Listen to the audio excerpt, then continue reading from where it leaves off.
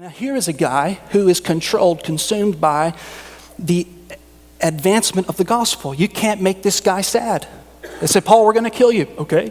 To live is Christ, to die is gain. You can't get him down. He's always happy all the time. Why? Because he sees his suffering not as something that's being unjustly done against him only, but he sees all of the events in his life as being directly and sovereignly used by the Lord to advance the causes of Christ all around the world. And he thinks to himself, if that's what God wants to do through my life in this moment, then so be it. I can see the gospel spreading even in my suffering. How can he have that kind of attitude?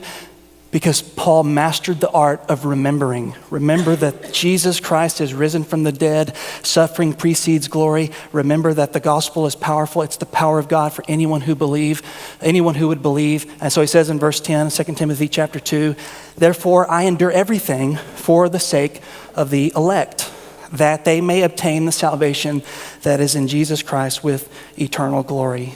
In other words, it doesn't matter what they throw against me. It doesn't matter how much pain and suffering I experience in my life. Maybe things happen to me that I didn't see coming, that are unjust.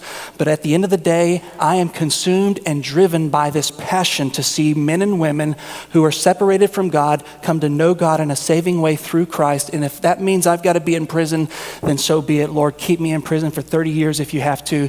I'm sold out and committed to the gospel.